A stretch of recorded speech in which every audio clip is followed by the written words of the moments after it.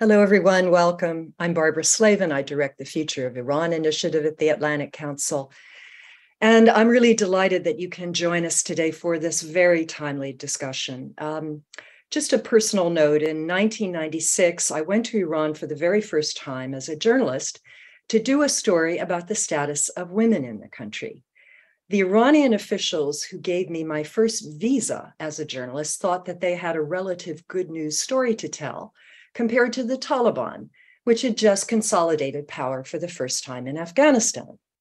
Women in Iran were much freer, they insisted, and were present in society and the professions in multiple ways.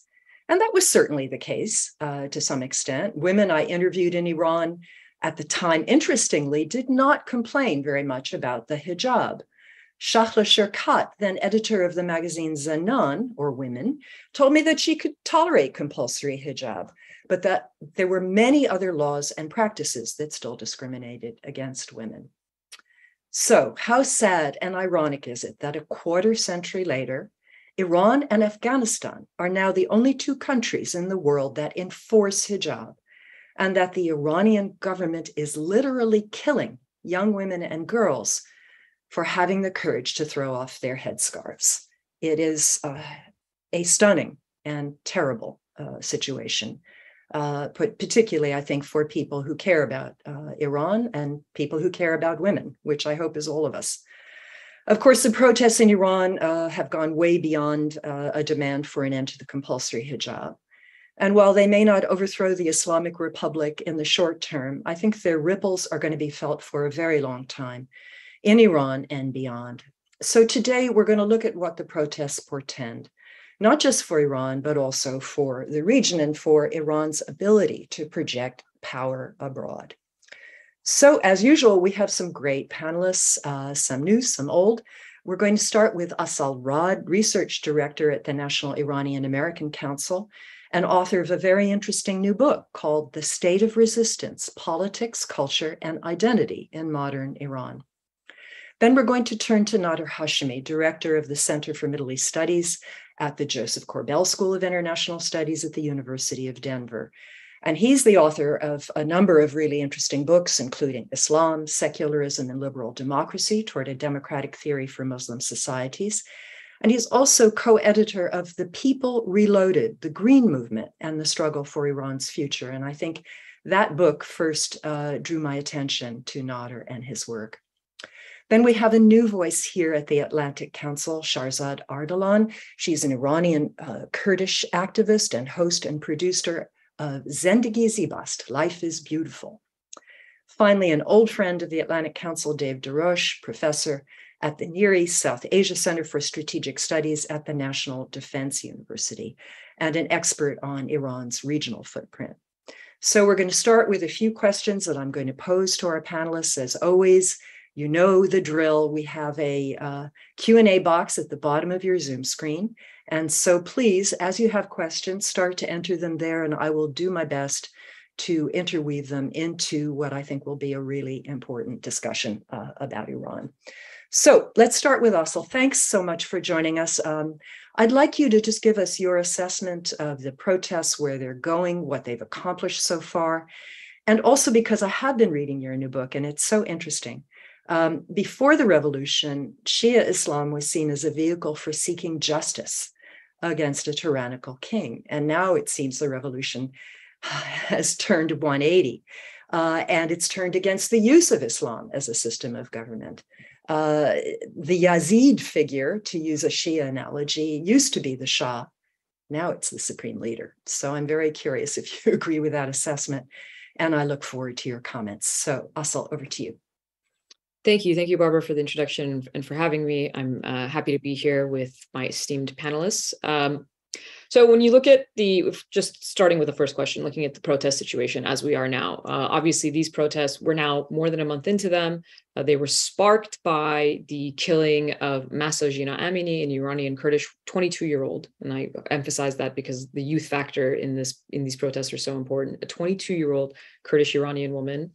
And while women's rights, the mandatory hijab, were at the center of these protests and continue to be at the center of these protests, or a central part, I should say. Clearly, they very quickly evolved into going at the very core of the system, and that's summed up in what has become a repeated, ubiquitous slogan across the protests, which is "Death to the Dictator." Right, when they're chanting against the supreme leader, they are chanting against the entirety of the system, because that is the most significant symbol of that system. And this is not the first time that has been chanted, right? In 2009, that was one of the taboos that was sort of shattered in 2009, was the use of "Death to the Dictator" during the Green Movement. So there are similarities with previous protests, but also very unique qualities, as is the case with every protest. They always have their own unique characteristics. And one of the things I think that's very unique about these protests is the generation. There's a new generation that has come of age and is for the first time politically active. And these are teenagers, Gen Z. You have people who are protesting that are aged 13, 14, 15, their early 20s, videos of schoolgirls that are taking off their hijabs. And that's the second aspect, I think, that is unique, is these acts of civil disobedience. The fact that you have women who are going out and defying the laws, who are taking off their hijabs, who are burning them in the street. And not just in an act of protest in the context of protest, but women who are going out, doing what they would normally do throughout the day, but without the normal or the, I should say, regulated attire. So while this may have started with protests against the so-called morality police, because they are the entity, the security apparatus that killed Mahsa Amini, they have quickly evolved into something else, a movement. What that will turn into, what that will become, especially in the short, medium, and long term, this is how we have to look at any kind of a movement, is hard to predict, right? One of the things to keep in mind is we don't know. There are so many variables and so many potential ways that there are outcomes, and we can get into that more later. But what is clear is that this is a population that has engaged in the system, that has engaged in order to have reforms for a very long time, for decades, right? Iranians, even if you go back as recently as 2017, you had mass participation in elections where Iranians were still looking at the system to reform. The obstinate refusal of the state to reform, to meet the demands of its people, has created an atmosphere in which, if reform is not possible, then Iranians are left with no choice but to demand the toppling of that system, the toppling of a system that creates these levels of repression and oppression to begin with, and a system that refuses to reform. So that's the current situation we find ourselves in. We will have to wait and see what specific parties. This is still leaderless. That's something to keep in mind. We still don't have a leader. We still don't have a clear picture of what a future Iranian state would exactly look like from a named source, I should say. So there is still a lot of development for us to watch for. But what these protests show is the resilience of Iranian people. I would historically contextualize these protests as being not just something that's happening now, but an ongoing struggle of this population that goes back more than 100 years to have a government that actually serves the needs of its people. And whatever iteration of different governments the Iranian people have had, they have yet to have that. They have yet to have a system that actually serves the needs and wants of its people, a system that has social, political freedoms. So that's the sort of nutshell of where we are in protests. And in terms of your second question about the use of symbols, Shia Islam was used as a symbol before the revolution by revolutionaries to go to sort of this notion of indigenous roots in what Iranians wanted to see or use, I should say, because it has a very powerful symbolism, right? Shiaism in the martyrdom of Imam Hussein has this very, and it's not unique to Shiaism, right? This sort of lore exists is ubiquitous in other cultures. The idea of, the David versus the Goliath, or the battle of Thermopylae and the 300 against thousands of Persian soldiers, right? So these stories, this lore exists in so many different cultures. But as you noted, what Iranians, and again, not unique to the case of Iran, but since we're looking at this case, what they have done is they've used symbols within their repertoire, right?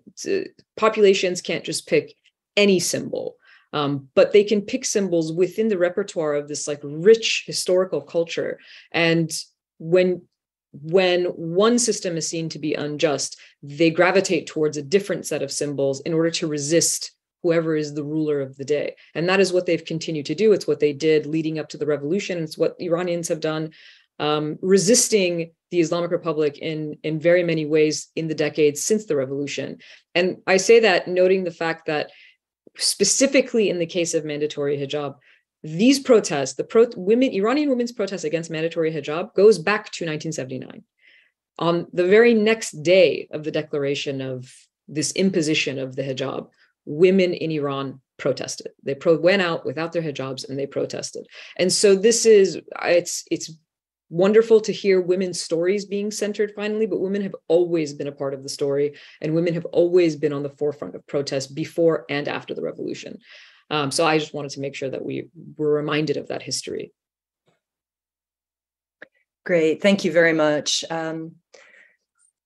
We can look at the various permutations and combinations of the women's movement over time, the various petition campaigns, the campaigns to end some of the legal discrimination against women in Iran, to raise the age of marriage, improve property rights, divorce rights. But as you rightly point out, all of these have been sort of nibbling around the edges of the nature of the system, which is not representing the interests of the people very clearly.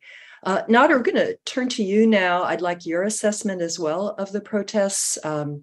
How long do you think they'll go on? I mean, how would you compare them with the Green Movement in terms of their demands? I mean, one thing that strikes me is that this is such an easy protest in a way, because for a woman or a girl, all you have to do is walk down the street without the scarf on, and you are a walking emblem of this movement. And you can't arrest all the women and girls in Iran. You can't repress all of them at the same time. So I just think it's going to be interesting to see how it bubbles up in various places. But now, Nader, over to you.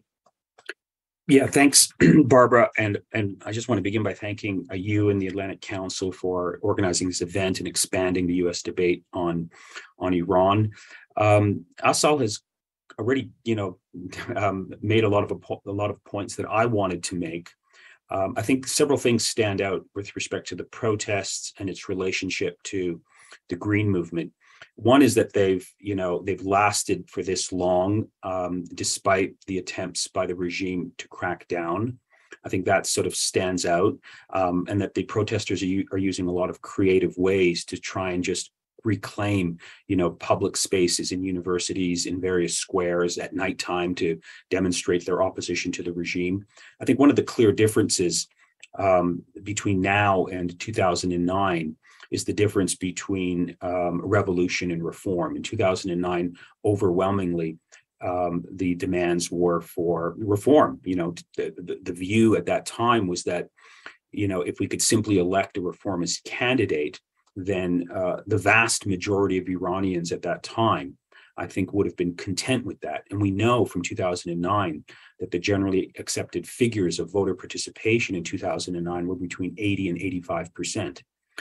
That suggests that even in 2009, roughly 30 years after the revolution, that the Islamic Republic still had a certain degree of legitimacy, that it could draw that many voters to the ballot box, hoping that if we could simply shift the orientation of the Islamic Republic, not 180 degrees towards, democracy, but even 10 degrees or 15 degrees, have a better candidate, that would have satisfied a lot of people.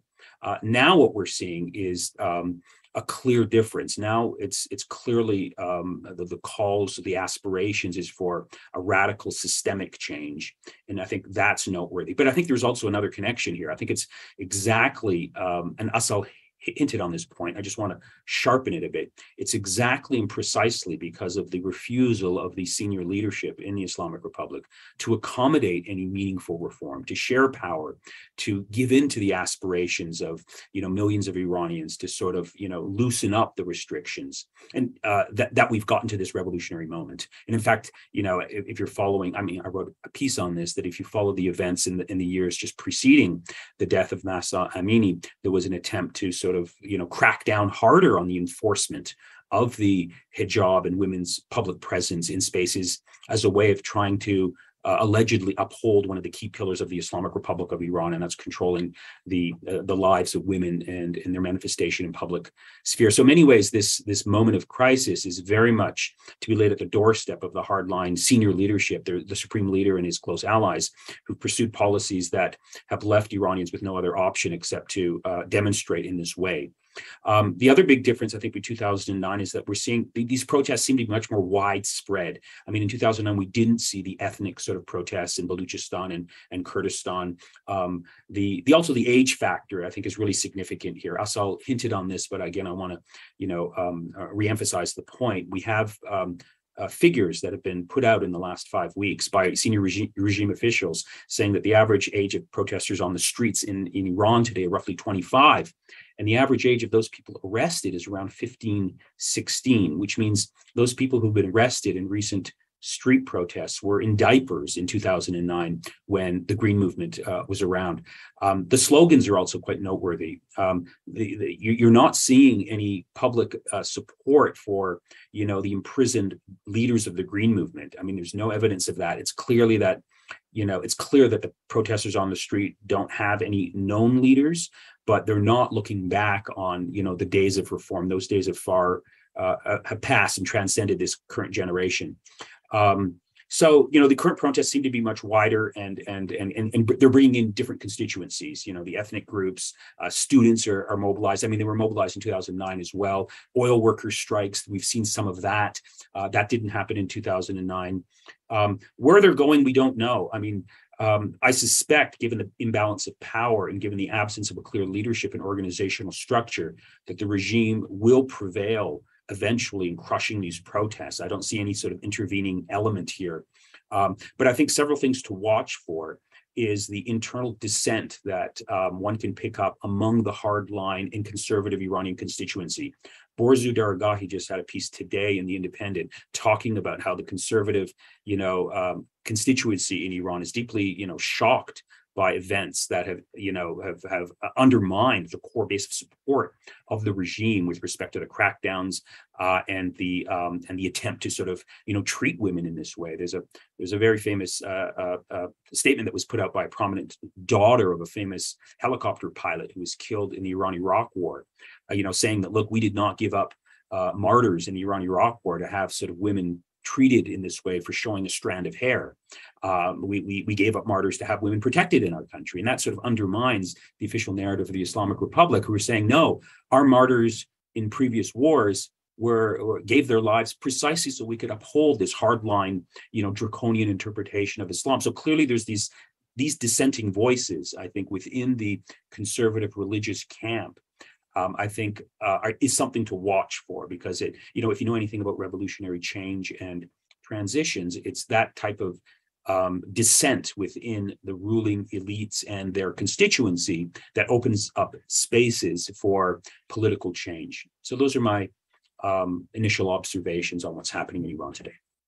Let me add one more question to that, and something else, obviously, that happened in 1978-79 and is not happening now, at least as far as we know, was that members of the armed forces began to defect. I think at one point 1,000 soldiers a day were defecting to the revolutionary side. And we have not seen, and correct me if I'm wrong, those kinds of cracks. We've seen, I think, some anecdotal evidence of members of the police or the Basij complaining about being overworked. Mm-hmm. But have you seen anything to indicate that there are cracks within the repressive apparatus of the regime?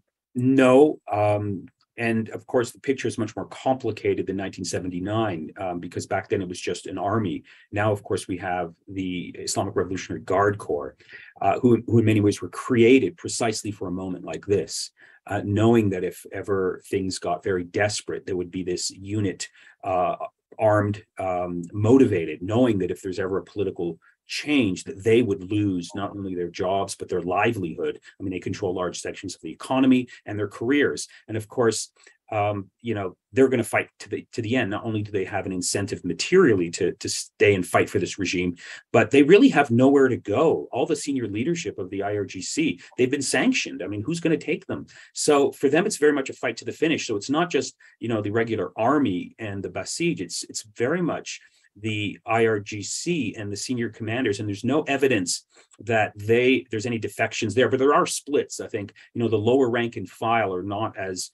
have not benefited from the political status quo and the economic status quo in the country. So there might be defections along those lines, perhaps later on, but there's no sign of that happening yet. And of course, the bigger problem here is that it's very tough to get an accurate reading about what's happening, given the insularity of the Islamic Republic and given the shutdown of the internet and sort of restrictions on normal reporting. But you're right. There's no report of defections in the military apparatus, and even less so in the IRGC.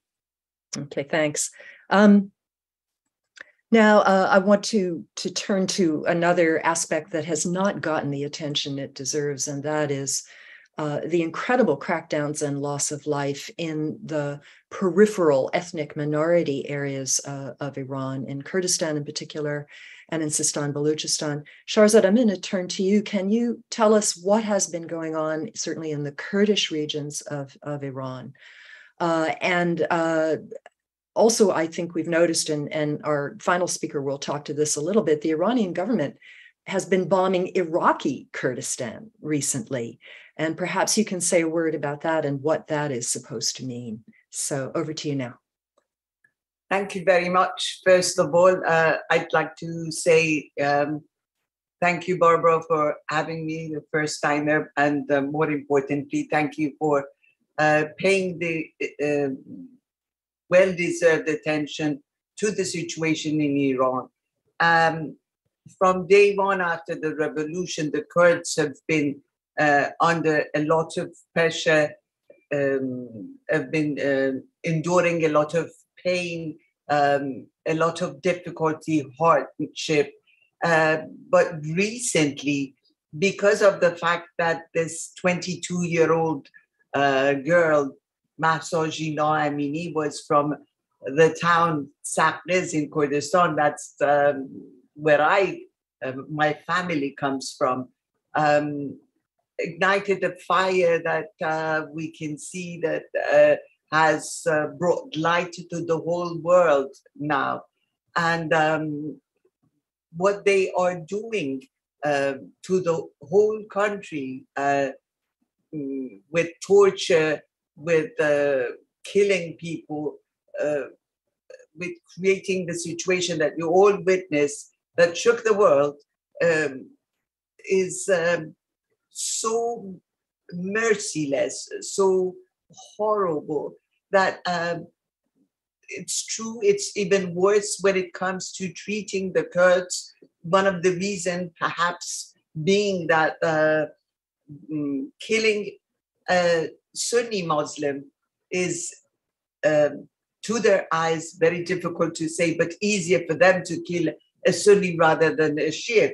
So for the Kurds, for the Baluch, the people in Zahedan, we have witnessed that the massacre in these places have been a lot worse and bloodier than elsewhere, even though the whole country is suffering at the moment. But we can see that it's been even more horrible in Kurdistan and Baluchistan.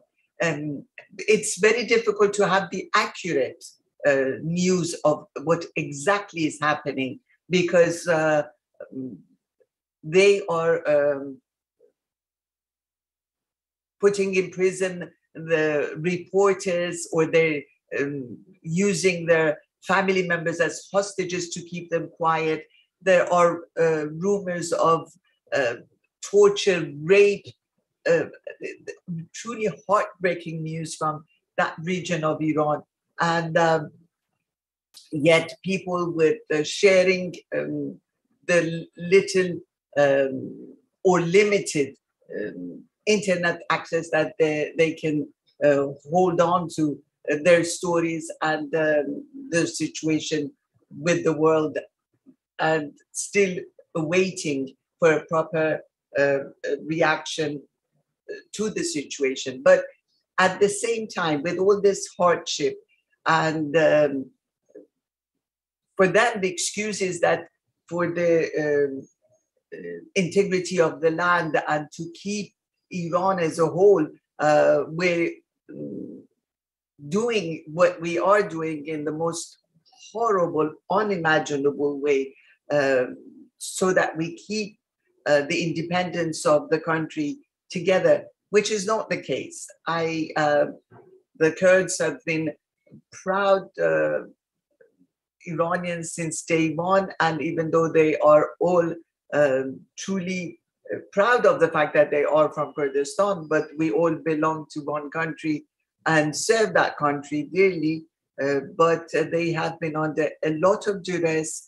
And now that we have seen, I left my country about 50 years ago, but I've carried Kurdistan and Iran in my heart, having lived in many European countries and in US. I have never, ever seen anything like this, to even though making me truly upset, breaking my heart to witness what is happening in my homeland.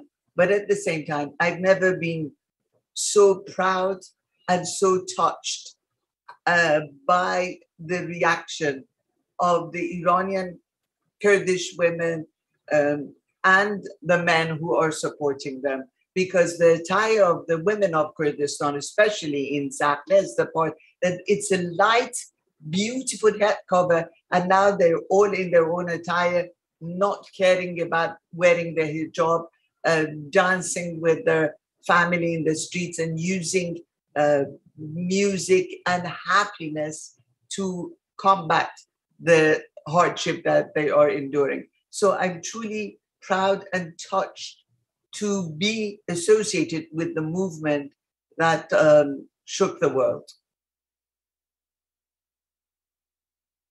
Thank you. That's beautifully put. One of the questions we've gotten is, maybe I'll address it first to you, and that is what the men of Iran are doing to support the women in this. And you hinted at that. What are Kurdish men doing to support the women?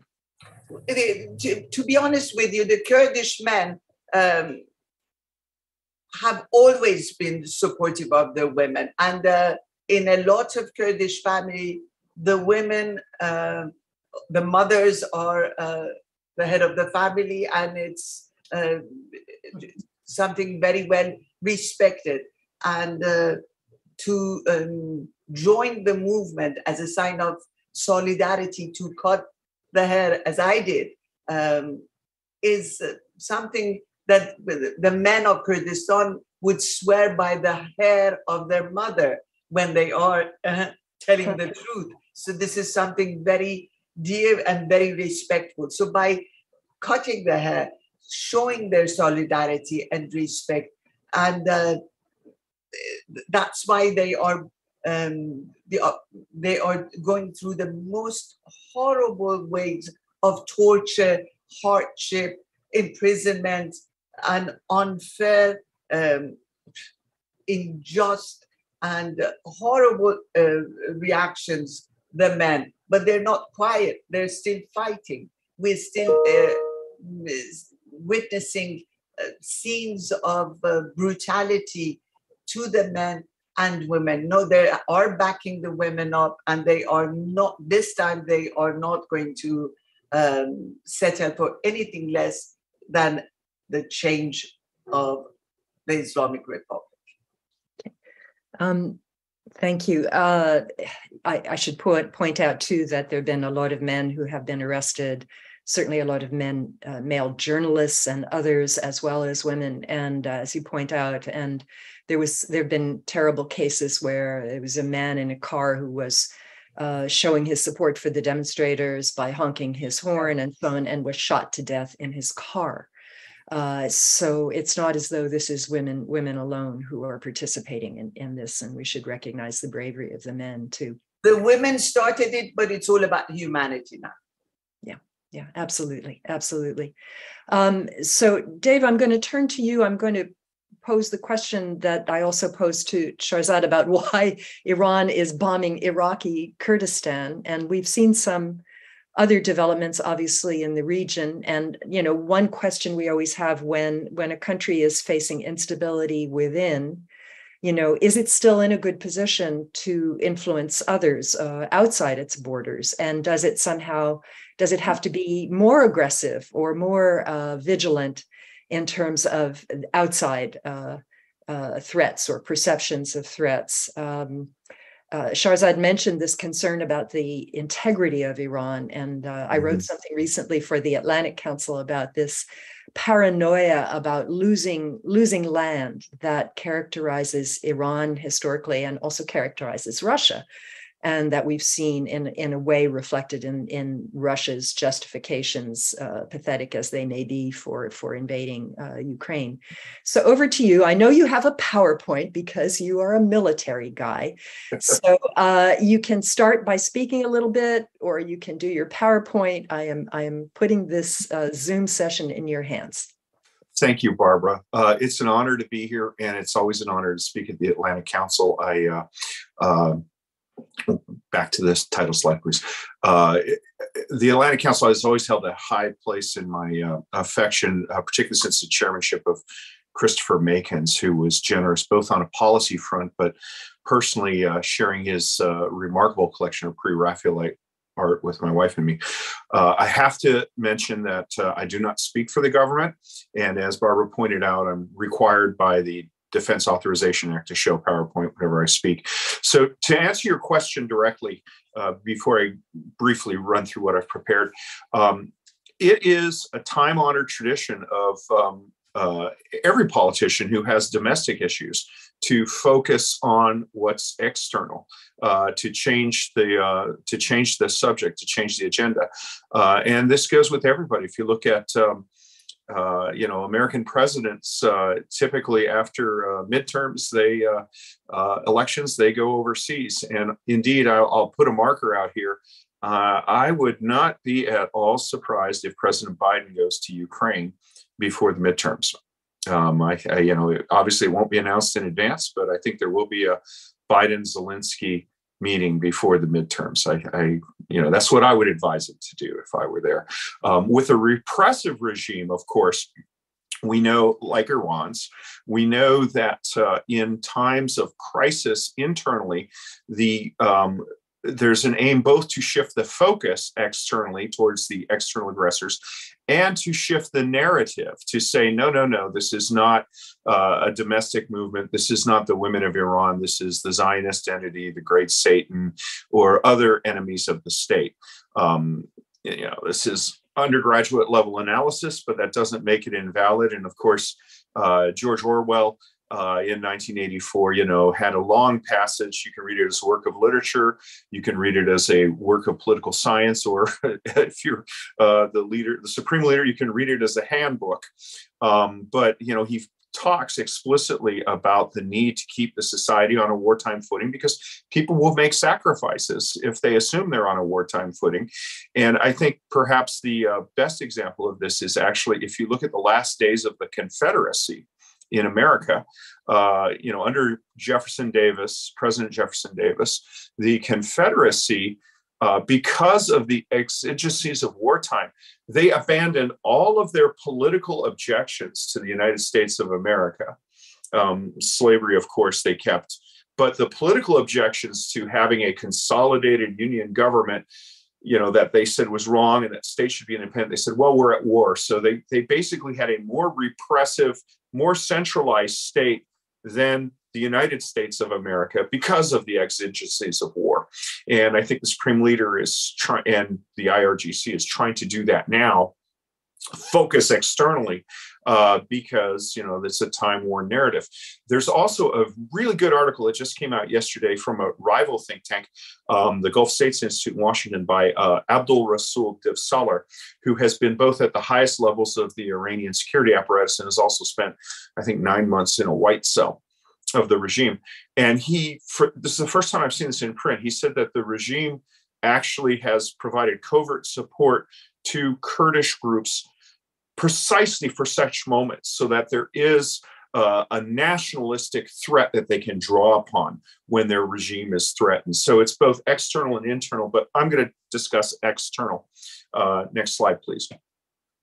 So my friends in the Middle East, and I'm an Arabist, not an Iran expert, but they look at this, and what they see is that the green areas, which are majority Shia, are areas that they feel that Iran claims some degree of control over. And they see not just the ideological or social things, but also military and political. And of course, they see this desire to create a land bridge to Lebanon, which is arguably met with some success. Next slide, please. They also see the Shia Crescent, which you see laid out here, a long-standing plan to encircle and subjugate the Arab states of the Middle East. And quite frankly, they feel that we in the United States are either ignorant of this because, you know, we're the tourist who wanders into the bazaar and gets taken, or that we are somehow complicit in this plan, that we want to swap Arab chess pieces for Persian chess pieces, and they look to the JCPOA as part of that. President Obama's famed Goldberg interview, when he said people need to learn to share the region, the Iranians and the Arabs. They didn't take that as the sort of can't we all get along. They took that as you need to lower yourself in order to raise the Iranians. Next slide, please. And of course, we see a perpetual state of proxy warfare where Iran has armed and supported, not necessarily created, although arguably with Lebanese Hezbollah, I would argue they have created militias in Syria, or I'm sorry, in Iraq, significant military capacity, which has been striking U.S. security partners in both Saudi Arabia and in United Arab Emirates. And that's seen here. Next slide, please. But what's happened is the money has gone out of Iran. So they have to maintain an overseas presence, but it's had to become self-sustaining. So this gentleman is the Minister of Public Works in Lebanon. He's a Hezbollah member, educated in France. And the fact that Hezbollah sought to put him as Minister of Public Works rather than in one of the security portfolios is, I think, telling, because he's in a position to dispense patronage and dispense money to the extent that the Lebanese state has it.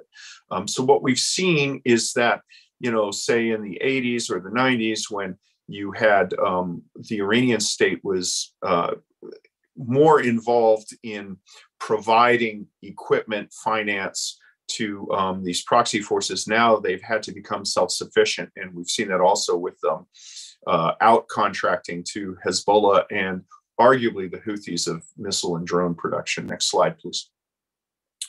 Of course, speaking of drones, these are the same basic model of drones. The above ones are on display in Yemen. The below one is recovered on the battlefield in Ukraine.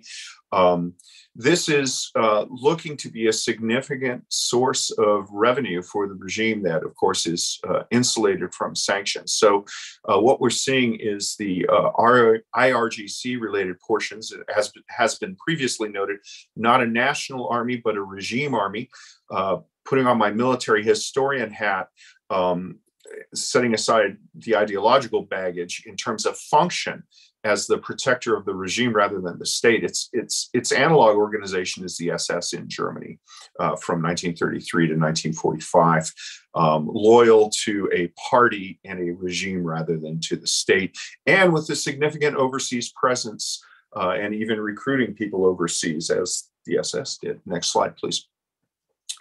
And of course, the other way that proxies and allies of the Iranian regime are able to support themselves are typified the above. These are Captagon pills, which are smuggled in pomegranates in this instance. Captagon is now the drug of choice throughout the Middle East. And others have estimated that the amount of Captagon produced by the Syrians, most notably the brother of Bashar al-Assad, who commands the 4th Mechanized Division, dwarfs the GDP of of Syria as a state. So it's become a major factor. And of course, there is intense Hezbollah activity in it. The gentleman on the bottom below has been identified repeatedly in the Israeli press and in other press as controlling IRGC activities in Latin America, which we know provides funding sources and is self-sustaining and has been implicated in various smuggling trafficking. So what we're seeing is a self-sustaining overseas organization that the regime can draw on in times of difficulty domestically to sort of keep the narrative of the revolutionary state in perpetual struggle alive, which thus can be used to speak to their own people saying, look, we're a nation under siege. And by you raising issues, such as the hijab protests, you're actually doing the bidding of the enemies who have perpetually abused our state. And to a lesser extent now, because as the other speakers have noticed, religion is being de-emphasized, but our religion is still portrayed as under threat. Next slide. And that's all I have. I basically wanted to stimulate questions and thoughts, and I hope that you'll find this interesting. Thank you. Well, I think you've definitely done that. One of the questions we've received is, could Iranian leaders go to Venezuela as a safe haven? I suppose it's more attractive, certainly, than going to North Korea these days. But bring your own toilet paper. I did want to ask you. You sort of touched on it, but there was a spate of bombings of Iraqi Kurdistan. Yeah. What was that all about? Just deflection? Oh, yeah. Good question. Yeah. Well, some of the other panelists might have more insight, but I think that's part of it. I think, as you know, the Kurdish leadership in Iraq is in 2 camps, and one camp historically is aligned with Iran. And I think that there's multiple things. The first thing is the United States tends to view the Kurds. We don't speak of the Kurds as the Kurds. We tend to speak of them as our friends, the Kurds. So I think they're sending a notice there. I think there's deflection of domestic issues to international issues, and to the extent that one can speak of a coherent Kurdish nation, I think the idea is that, if these protests have a Kurdish element, we will punish the Kurdish nation for encouraging it or to prevent them from encouraging it. And I think there's a standard deflection, to say the nation is under threat from this, and to basically put people in their place. Yeah. Okay. Asla, I'm going to come back to you. This is a question from Faye Moqtadar, who's been one of our loyal supporters for many, many years. And she directs it specifically to you. She's concerned that this struggle in Iran could be hijacked by other organizations that have worked against the Islamic Republic for many, many years. And she mentions, in particular, the Mujahideen Halq. Do you see a concern that there are external groups that are somehow manipulating, or is this really? I mean, we hear a lot of noise from people outside, but is this still really very, very much being determined by people within? Well, for now, what we've seen is people inside of the country are determining, and as it should be, right? And self-determination is based on the idea that the people inside of the country are the ones who decide the fate of that country. They are, in fact, the ones who are risking their lives, going out on the streets, resisting and protesting. In terms of concerns, well, there's a few things to think about. First of all, there is always that kind of a concern, regardless of the situation, because as we have seen in recent history and in the past, when there is a conflict, when there is a vacuum, there are other parties that always want to carry out their own interests within that conflict. Iran is, in fact, one of those parties, right? Iran has done this themselves when there have been vacuums of power. So that concern always exists, but I wouldn't necessarily be concerned, because I think that people inside of Iran have a very clear idea of what they want to see. And we haven't seen anything like that in the protests, right? The most dangerous thing someone in Iran can say is death to Khamenei. That's the most dangerous thing you can say. So there's clearly, they have no fear of reprisal in terms of the story that they are presenting. And thus far, we haven't seen them, Nader made this point, and I think it was important, that they're not talking about old reform leaders. They're not talking about people on the outside. We haven't seen what they're looking for yet. Some sentiment that I have heard from people on the ground is, if you want to look for leaders, they're inside of Evin. They're inside of Evin prison. So there's very much, Iranian civil society exists. There's a reason why there are political prisoners and activists and journalists and lawyers and all of these different segments of society that are currently detained in Evin prison, because they are saying things that resonate with the larger population. They are taking up activities that the state thinks is a security threat to them. And this is why they end up being detained. So there is very much the whatever is needed is inside of the country. Now, in terms of sentiments inside of the country, Iran is a country of over 80 million people. Every stripe is represented within 80 million people. But we look at what is predominant views, right? One of the things about the MEK specifically, it is understood as being universally hated within Iran and within the diaspora. It's like one of the rare things that people actually agree on. That doesn't mean there's no support. And I say that because then you get this idea that, here's this one video that shows something that supports this particular group, whatever group that may be. That's not representative of a predominant view when you have so much more evidence of, say, a different point of view. So I would be generally concerned about any kind of conflict, because we know that other parties will try their best to have their interests prevail. At the same time, I think we should be just listening to the voices that are inside of Iran and listening to what they want. Yeah, I heartily concur. When you think of, people like Nasrin Sotoudeh or Narges Mohammadi, they would clearly be wonderful if they were given any kind of authority in the country instead of sitting in Evin prison. Nader, let me come to you with that. Who do you see as potential leaders emerging? And also, the usual policy question, apart from amplifying the voices of those inside, trying to help them with these terrible problems that they're having getting access to the internet. And we see that this is truly a big issue. What more can we do from the outside? I've seen some suggestions. My good friend Hala Esfandiari at the Wilson Center, has said that maybe the Europeans should withdraw ambassadors to protest these atrocities, as well as the provision of drones to Russia to use in Ukraine. What are the steps that you think we can still take to have some sort of influence over what's going on in Iran? Yeah, let me take your second question first. And I want to draw the listeners who are watching this program to the attention of one of the, I think, really outstanding human rights organizations that report accurately and insightfully on Iran, and that's the Center for Human Rights in Iran, led by Hadi Qa'imi.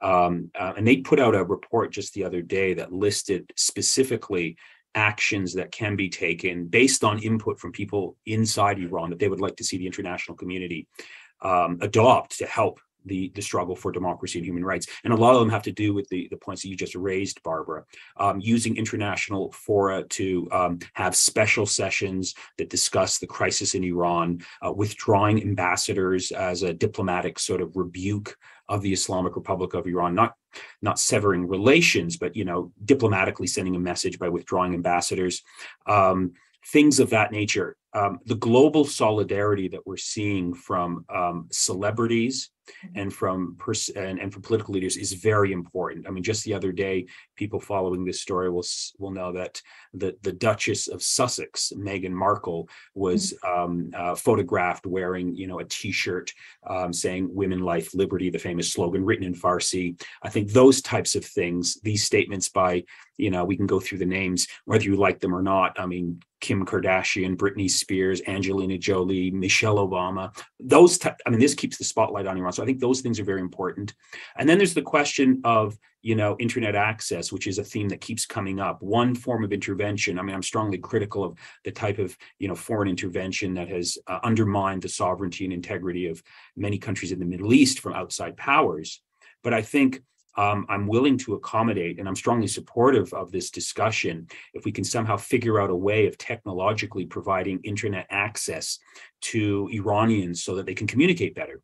Now, Elon Musk has suggested that he was going to try and, support this, but apparently the technological requirements for giving Iranian access to the satellite technology that Elon Musk has control over requires the sending of actual terminals physically into the country, which would be, incredibly difficult to do because you have to smuggle them across the border or airdrop them, and it's not clear whether that's even feasible or possible. But, that type of activity that can at least facilitate communications among Iranians on the ground would be, I think, a form of intervention that would be widely supported by most Iranians and help facilitate, the current struggle that's taking place. So all of those things are very important. In terms of future leaders, I mean, we don't really know.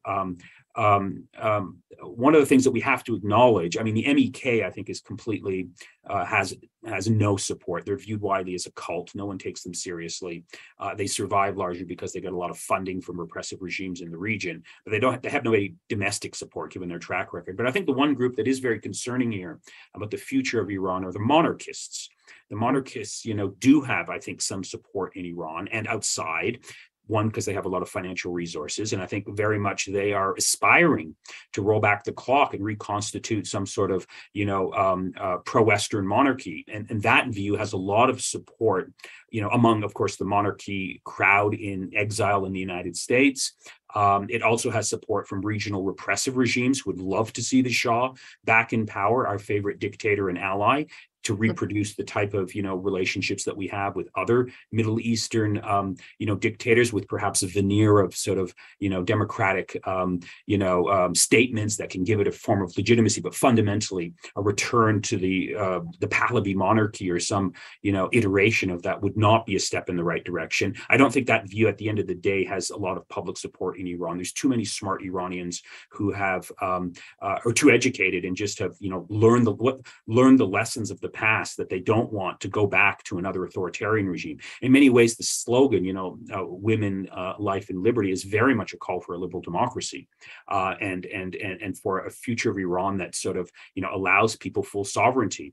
But, so the reason why I raised the question of the monarchists is that, if we can project forward, and let's say there is hopefully, in the future, a democratic transition in Iran that keeps the country together, and then you have sort of the first elections, the monarchists will have a lot of resources and a lot of money where they can sort of just dominate the airwaves, try and sway people, as we've seen in other countries, where some Donald Trump-like figure will emerge, promising all these grand things, supported by, and so the playing field in many ways would not be level.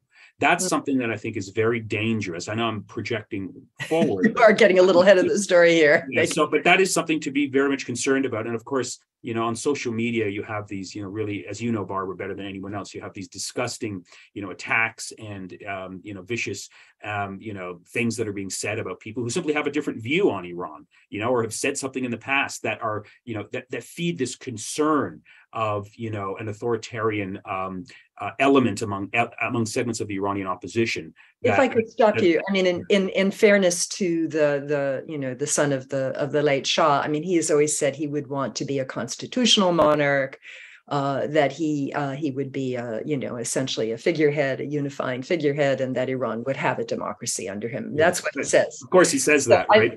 But no, that's what he says. So we have to give credit, and also I have to say that in my trips to Iran, and I don't know, maybe Asal or Shahzad can shed light on this as well, but I have come across an enormous amount of nostalgia, particularly among people who were not alive during the monarchy, a kind of secondhand nostalgia for the days when Iran was perceived as being respected internationally and certainly accepted in the West. So, I mean, if we get to the point where people are actually voting in an actual election in Iran, this is what we call a high class problem. If they actually had this opportunity to vote out the the Islamic Republic. Instead, what we've seen is that the choices have been constricting over the years. Let me go to Shahrzad on that. I mean, what do the Kurds in Iran want to see? Do they want autonomy? Do they simply want to be able to breathe a little bit more, to have more economic prosperity?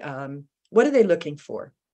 They're looking for women, life, freedom. but and it would be just my opinion that they want to remain a part of Iran. The Kurds of Iran are definitely proud to be Iranian, and this is just an excuse for the government to allow the hardship and emphasize on the difficult situation more and more. They are a part of Iran, and they would like to remain and respect the land integrity. But at the same time, they truly want a major change.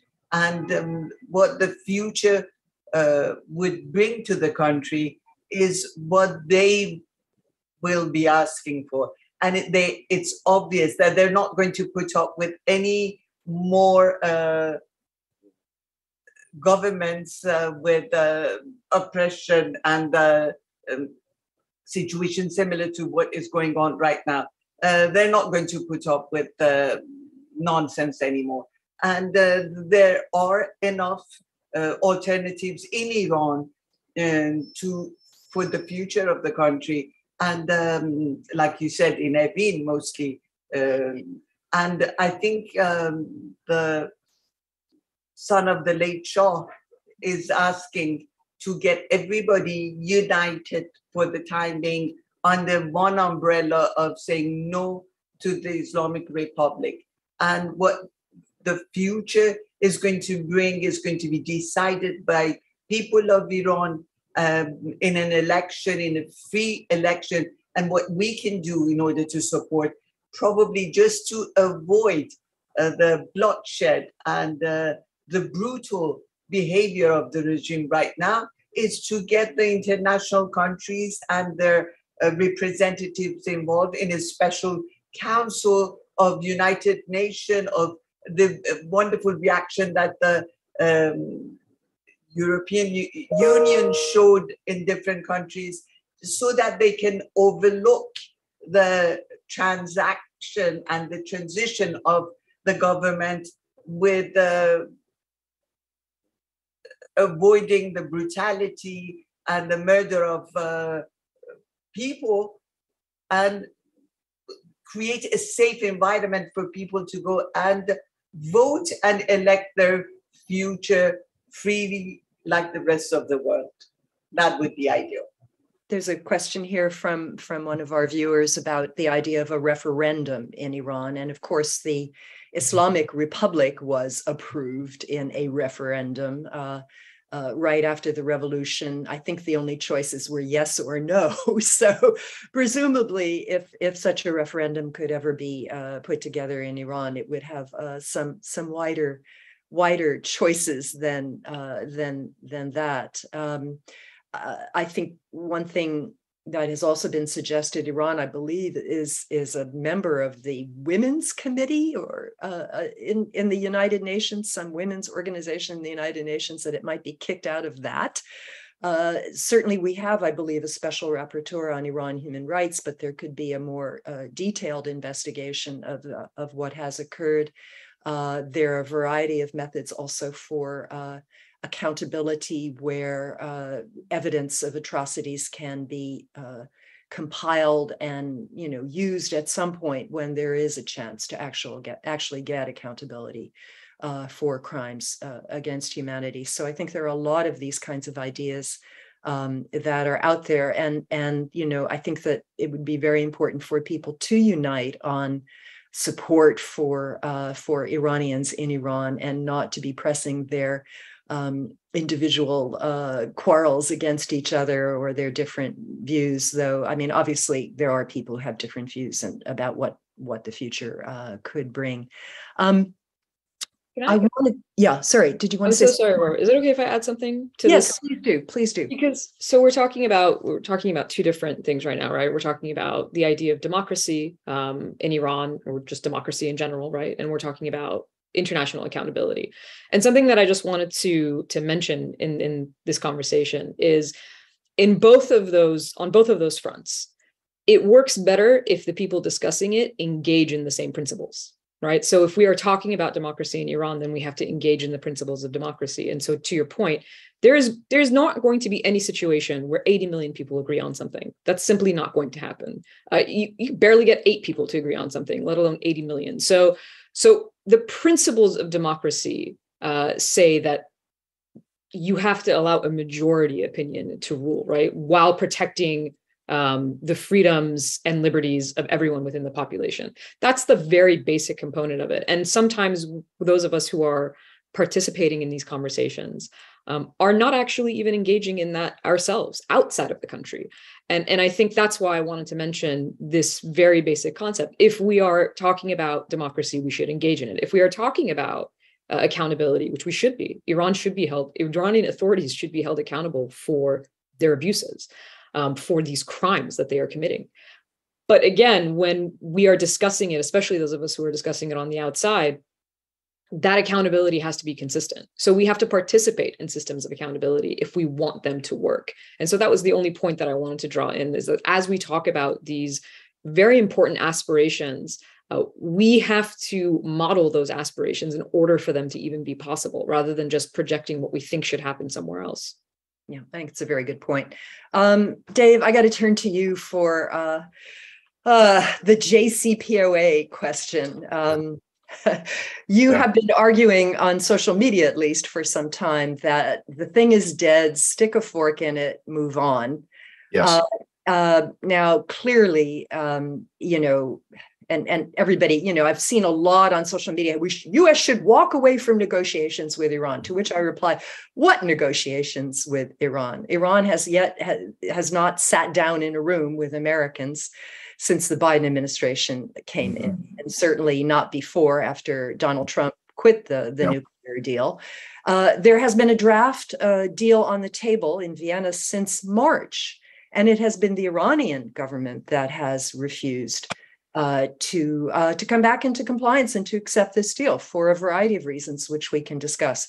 So should we just simply not worry about it at this point? Clearly, nothing is going to happen anyway until the US midterm elections. Should we wait for the Iranians to say, hello, we really want to come back in? Should we keep it as a zombie in the basement? What is it even pertinent anymore?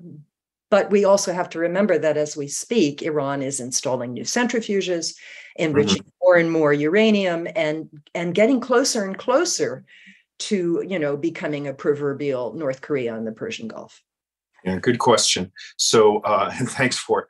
So let me start off by saying that you're right. I've been arguing not just on social media, but to anybody who would listen to me, that why bother? This isn't going anywhere, and we're investing too much energy. It's time to pursue other alternatives.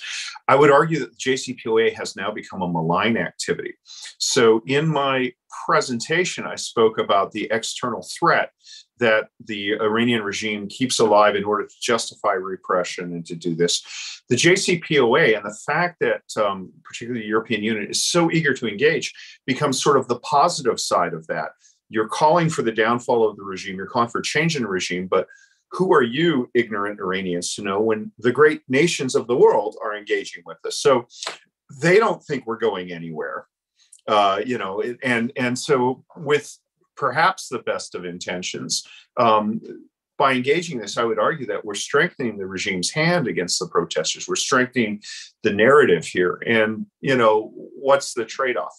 So the other point I've always argued is that the European Union views the JCPOA more importantly than it should be, because this was the first time that organization was at the table as one of the main players, and that renouncing the JCPOA diminishes the importance of the European Union as an institution. Keeping it alive does it.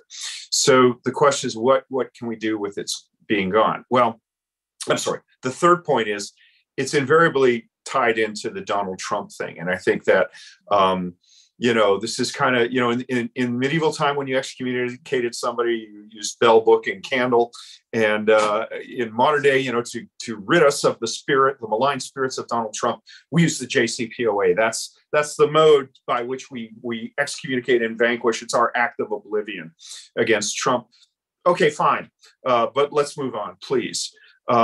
So, we have the broad range of actions that a state has. And, part of the problem was when the Obama administration sold the JCPOA, they did present the world really with a false dilemma. It's either this or war. And smart people who knew better, Colin Kahl, I remember arguing, it's either this or war.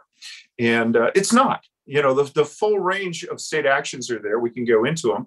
But, and war could be one of those, or warlike activities, or hybrid warfare, gray zone influence, whatever.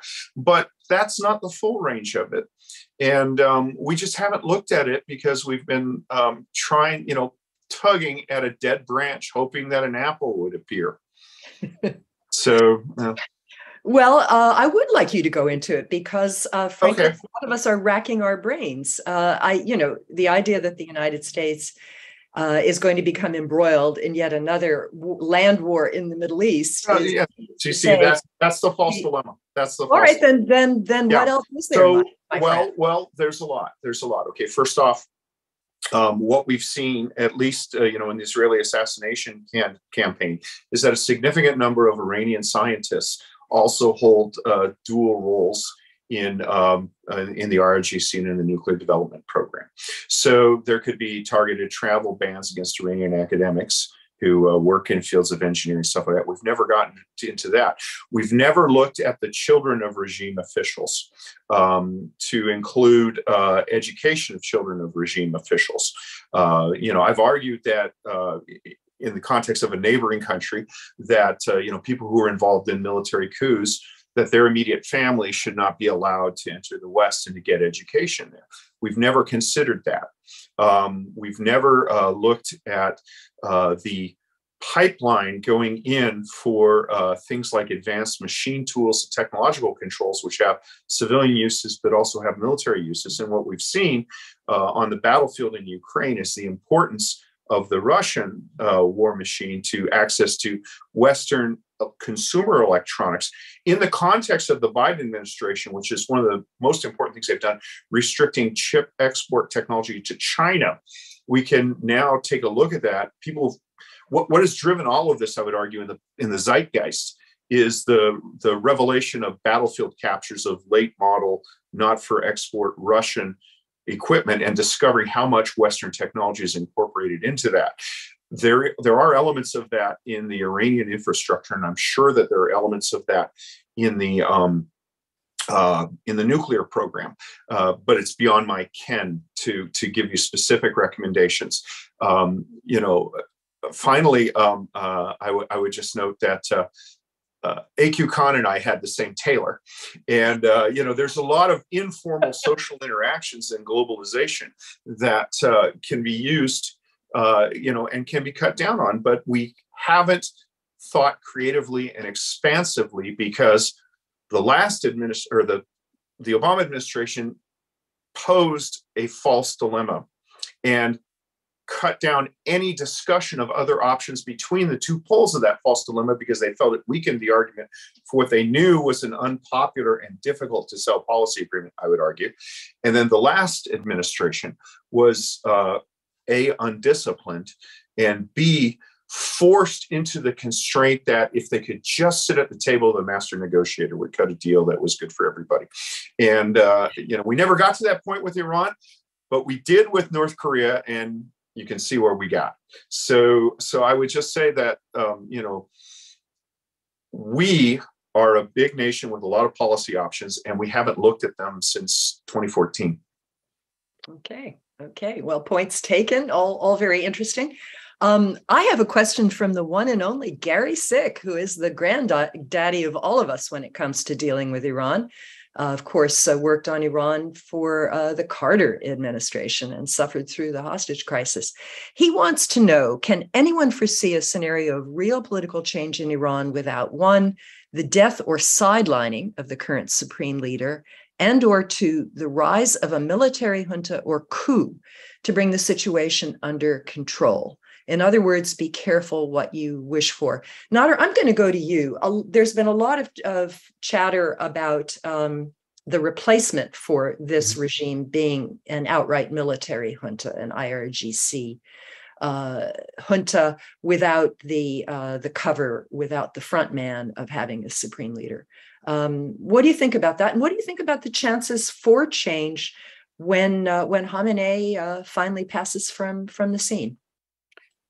Yeah, this has been a big topic of discussion prior to these protests, the whole succession question.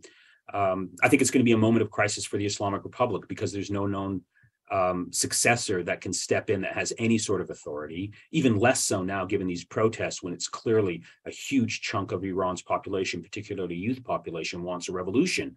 So what's the regime going to do when Khamenei eventually passes from the scene? There's going to have to be some figurehead that, takes his place, either him or a council of clerics. But it's pretty clear that the one segment of the Iranian state that has the most to lose from a political transition or change in the political order is the IRGC. So they would likely step in to seize control, and most likely the scenario will be that they will have some sort of figurehead Ayatollah who will just sort of do their bidding, and they will try and manage things as best they can. I think that's the most likely scenario given the balance of forces.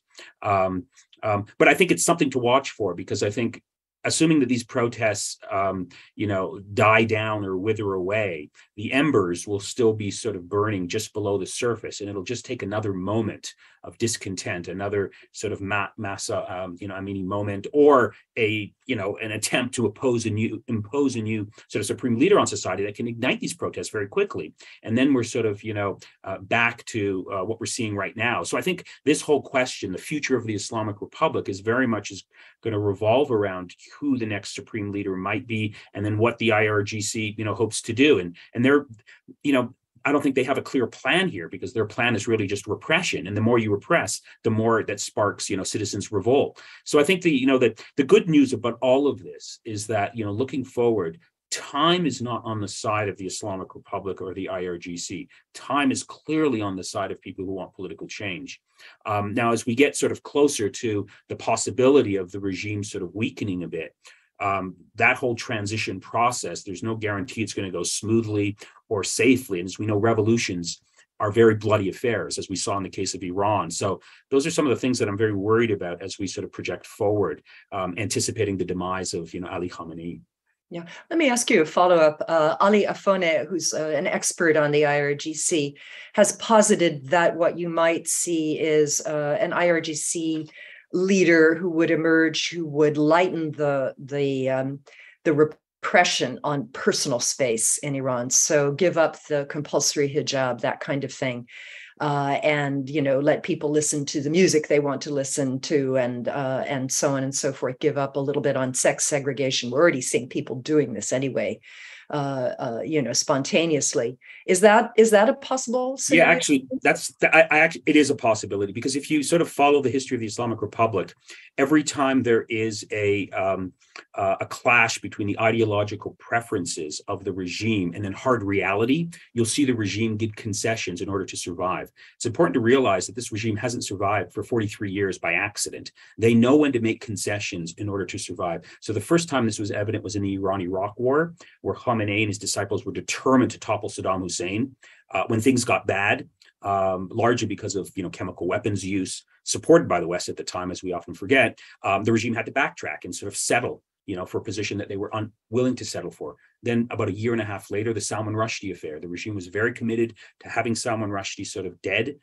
When that became a huge crisis for Iran's international relations, particularly with Europe, the regime had to basically go tell the Europeans, we're not going to send assassins to kill Salman Rushdie. But at the same time, internally, they still stuck to the fatwa and saying, internally, we're going to still, condemn Salman Rushdie and view him as an apostate, but we're not going to take it to the next level and assassinate him. So the regime compromised on that. And then the nuclear question, Iran was very committed to sort of going ahead with its nuclear program. But when international sanctions started to bite and the regime realized that things were slipping out of control, they had to agree to the JCPOA. So I can see in this case, if projecting in the future, the regime realizes we've got a lot of women who are upset at us. The situation is, let's sort of loosen. I don't envision an ideological retraction of the hijab law. That will still be there, but they just will loosen the enforcement, give people the freedom that they want. Hopefully they won't be upset, and then the regime can continue. Yeah, I think that's perfectly within the realm of the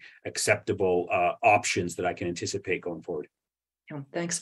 Shahzad, I wanted to ask you if there were specific demands that Kurds in Iran have beyond not being repressed as brutally as they have been. For example, we did a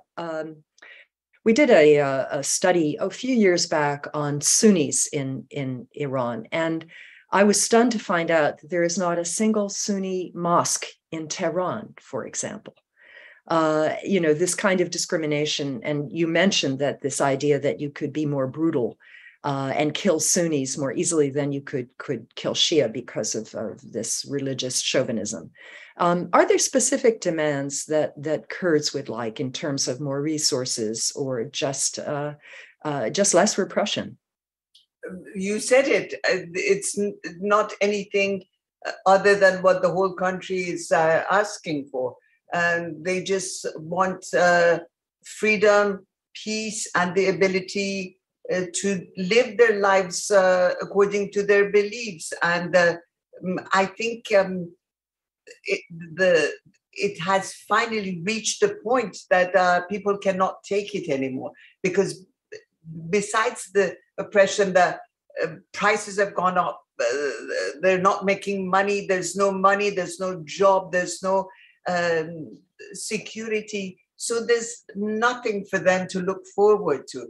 And that's why they are willing to take the chances, not only on themselves, but on their children, and not allow their youth to go out and chant against the regime change and against the supreme leader. So we have put the last straw to break the camel's back, I think. Yeah, no, I agree with you, absolutely. Also, let me come to you for some suggestions also. I think David is trying to. Oh, sorry, David, did you have a two finger? I'm sorry, I the two fingers had no significance, but I wanted to address Gary Sick's core question, if I could, or if we've moved. Yeah, please go ahead, and then I'll. Okay. Well, first off, yeah, I admire him not just as a scholar, but he's like my model of gentlemanly behavior. So this is an honor. I'm going to say something a little controversial, I think, in this context. But Barbara, since you brought up the 70s, I'm going to quote Jeannie Kirkpatrick, who said that basically autocratic states don't become democracies, but authoritarian states can. And she was speaking in the context of Latin America in the late 70s, early 80s. She was widely derided for that. But I think time has proved her to be correct. And one of the dictators that we currently have, one of the authoritarian states, is Daniel Ortega, who Jeannie Kirkpatrick's detractors at the time viewed as sort of the model for what it should be. And it's not necessarily a bad thing to go to a coup, to go to, for an authoritarian government, an autocratic government like Iran, to move to a coup is probably the only way it can do so successfully. I would point out that Anthony Zinni's plan for Iraq was basically that. It wasn't full regime change. It was to encourage some sort of a coup. Then we can have somebody who can work with. Military people tend to be more pragmatic than ideologues, I think, than religious figures. I don't think that's too controversial a statement, although I agree with Nader's assessment that the Iranian state has proven to be pragmatic. I will disagree. I'd say that your use of the word support for chemical weapons, support carries a lot of weight there that I think people would argue over. And I think that if you look at states that have transitioned to a period of military rule to democracy, there is it has happened. Whereas going directly from an authoritarian despotic state like we see in Iran to a democracy, much less happening. So Korea, the Republic of Korea under Chun Doo-hwan, his coup, 22 years of military dictatorship became it. We've seen Turkey with mixed results, Latin America. So it's not necessarily that bad a thing. And when I look at realistic prospects, I think it's much more likely to go to a period of military rule, which then moderates itself socially, as the other speakers have think, and then eventually transition, than it is to go straight from one to the other. It's interesting. I was thinking of Taiwan also as another example, as well as, of course, a lot of countries in Latin America. Yeah. So let me come back to you, though. There's also a question about whether there even will be another supreme leader when the current supreme leader goes. And I mean, the betting has been that there would be a successor. It would either be Ibrahim Raisi, the current president, who would be very much a front man for the IRGC, somebody with a sixth grade education, not very impressive, let's put it that way. Or it would be Mojtaba Khamenei, the second son of the current supreme leader, who literally knows where all the bodies are buried and has, of course, enormous control over the finances of the various foundations and whatnot controlled by the supreme leader. Do you think there's a possibility there would not be a successor? And what do you think of the idea of a military rule? I mean, Reza Pahlavi was essentially a military ruler. He made himself king, but he was a military ruler. This is for me? No, this is Russell. Oh, good. So in terms of the supreme leader, I think given the current situation, I mean, if you have a population, a large portion of the population, a majority, especially the youth population, that generational divide that is calling for a different system. Obviously, the death to chant is going directly to the supreme leader. So in this context, it doesn't seem like it would be a fitting sort of transition, especially when you bring up, I mean, the idea of Mojtaba Khamenei, I mean, it's full circle monarchy, right? So the affront to the idea that a monarchy was toppled to just have now a theocratic monarchy, apparently, in that case, is sort of absurd to anybody who's an observer from the outside.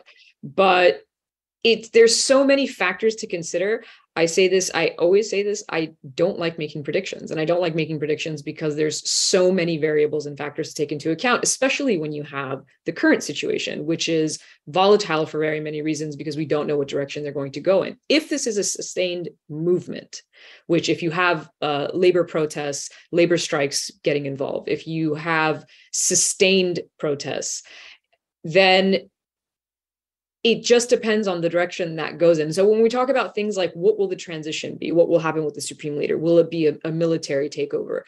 Ultimately, all of that should depend on, and will depend to a certain extent on how the population receives that, right? What a revolution is the population. It's from the bottom up, where if they are dissatisfied with whatever the system is, whether it is the same system, but no supreme leader, which by its very nature would not be the same system, whether it is a military a leader that takes over in the form of a coup, all of that will depend on the reception by those people who are protesting. And if they are dissatisfied with that and these protests are sustained, then that is ultimately the direction it will go in. I understand one thing to keep in mind is, and I think we've mentioned this a few times, the Islamic Republic as an apparatus of power and control, the likelihood of it just sort of going away peacefully in the night is highly unlikely. I mean, I like to keep every scenario option available because I think everything is a possibility, but that seems the least likely scenario, that they will peacefully go away,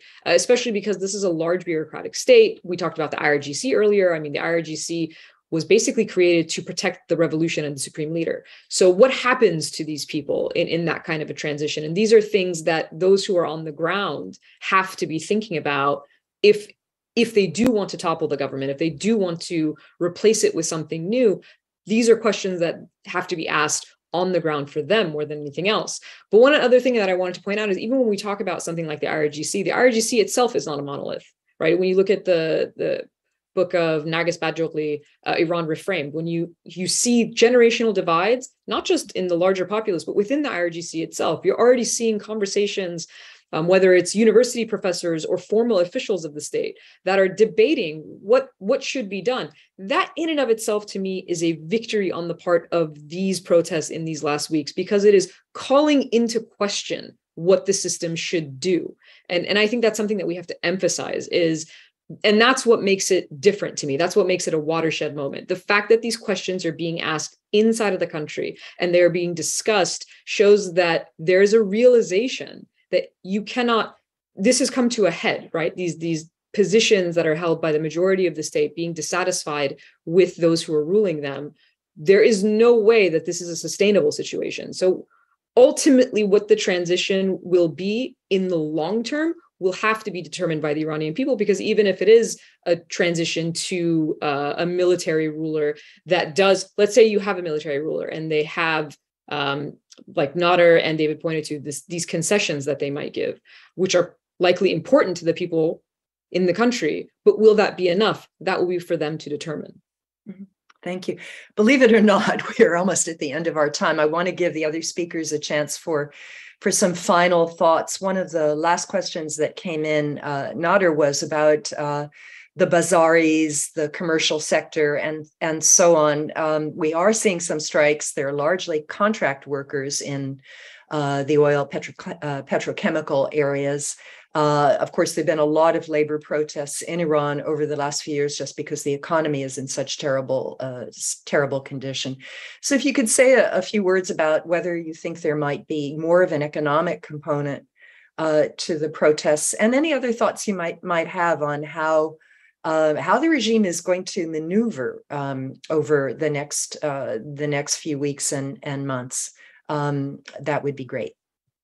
Yeah, I mean, on the last part of your question, the regime has a playbook that it has followed in the past, and we're seeing that being implemented right now. It's going to go through the standard sort of repression, using television to sort of bring people on and to confess for their crimes and to try and present a narrative. I think the goal there very much is really just to keep their supporters on, comfortable and sort of on side of the regime. I don't think they have anticipations that they're going to fool the broader public, particularly young people, with those propaganda exercises on national television. But the earlier point that you made, I think, is something very important to watch for. We know when revolutions break out, or when we see an incipient revolution, as we're seeing in Iran right now, coordinated coalition building from different segments of society, having strikes on the same time, in other words, coordinating strikes and linking those types of protests. It gives the opposition capacity to pressure the regime and seek concessions from it. We're starting to see a little bit of that, but I think we haven't seen the type of, coordinated strikes and protests that we saw 43 years ago that brought the Shah down, when all of the, oil workers started to protest, and you had the bazaar sort of, also joining in at a later point. Of course, back then, the difference was you did have somewhat of a external leadership and a figure that in Khomeini that, whether you liked him or not, at the time prior to his return, people looked to him for, those types of commands, and there was an internal network that sort of would coordinate this on the ground. That doesn't exist at this time, right? So it poses greater challenges, but I think that's something to watch for. When you start to see, these types of labor strikes, bazaar strikes, student strikes, ethnic groups striking, and you start to see much greater coordination and, synergy between those segments of Iranian society, then the Islamic Republic is going to have to pay a big price, and that's something to watch for. Thanks, yeah. Shahzad, any final thoughts as we bring this to a close? Yes, I would like to emphasize on the fact that I dream of the day that no human being in any free country would keep quiet and sleep well at night if injustice, torture, and hardship is happening upon human beings of other nations. So the world has become a lot smaller than what we imagine. And let's be there for one another, and let's hold hands. Let's do things to help each other for a better future. That's such a beautiful concluding thought. That, Dave, would you forgive me if I don't let you have the last word for once? I just think that is an absolutely beautiful way to end. And let us once again pay homage to these kids out there on the streets. You know, the courage of these young women is something that is absolutely awe-inspiring, I think, for all of us, and leads all of us to hold tight to our beliefs in justice and humanity. So thank you so much. I want to thank our speakers. You're all terrific, and I appreciate the diversity of views. It's something that I personally also find very, very important and often lacking these days, that we have people with a variety of views on these issues. And I encourage you to come to future events and also to read our blog, Iran Source, which has many, many interesting articles on Iran in all its aspects. I want to thank the staff of the Atlantic Council also for putting this together, and say hello to our viewers on C-SPAN. I hope you've enjoyed this program. So until next time.